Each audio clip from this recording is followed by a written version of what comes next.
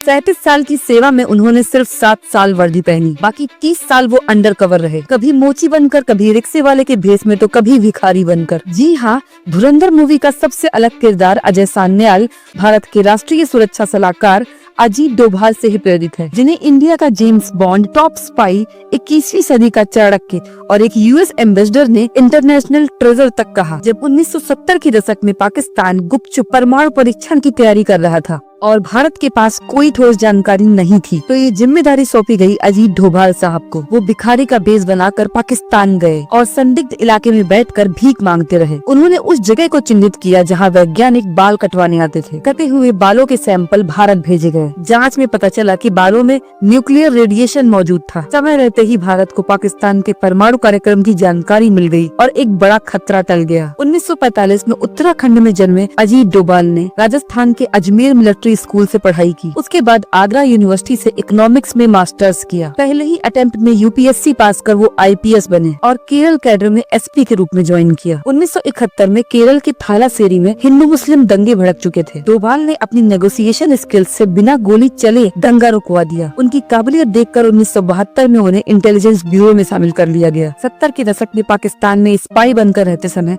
लाहौर की एक मजार में मुस्लिम के भेष में होने पर भी एक व्यक्ति ने उन्हें पहचान लिया। उसने पूछा, तुम हिंदू हो? तो डोभाल ने मना कर दिया और उसने बताया कि तुम हिंदू ही हो क्योंकि तुम्हारे कान छिदे हैं। बाद में उसने बताया कि वो खुद भी एक हिंदू है जिसका पूरा परिवार मारा जा चुका है और जान बचाने के लिए उसने धर्म बदला है। उसने डोभाल को कान की प्लास्टिक सर्जरी कराने की सलाह दी। 70 के दशक में जब मिजो नेशनल फ्रंट के नेता लाल डेंगा ने भारत को मिजोरम से अलग देश घोषित कर दिया, तब डोभाल ने अपनी रणनीति से एमएनएफ के कई कमांडरों को अपनी तरफ कर लिया और लाल डेंगा को भारत सरकार से समझौते के लिए मजबूर किया। यही वजह थी कि मिजोरम भारत का 23वां राज्य बना। 1975 में जब अमेरिका और चीन सिक्किम को अपने कंट्रोल में करना चाह रहे थे, ये बहुत ही संवेदनशील मुद्दा था जिसे इंदिरा गांधी बेहद करीब से मॉनिटर कर रही थी। सिक्किम की जनता ने भारत में शामिल होने के पक्ष में वोट किया। इस पूरे प्रोसेस को भारत के पक्ष में मोड़ने के पीछे अजीत डोभाल की बड़ी भूमिका थी और सिक्किम भारत का 22वां राज्य बना। 1988 में खालिस्तान आंदोलन के दौरान आतंकियों ने स्वर्ण मंदिर पर कब्जा कर लिया। इसी दौरान एक रिक्शा वाला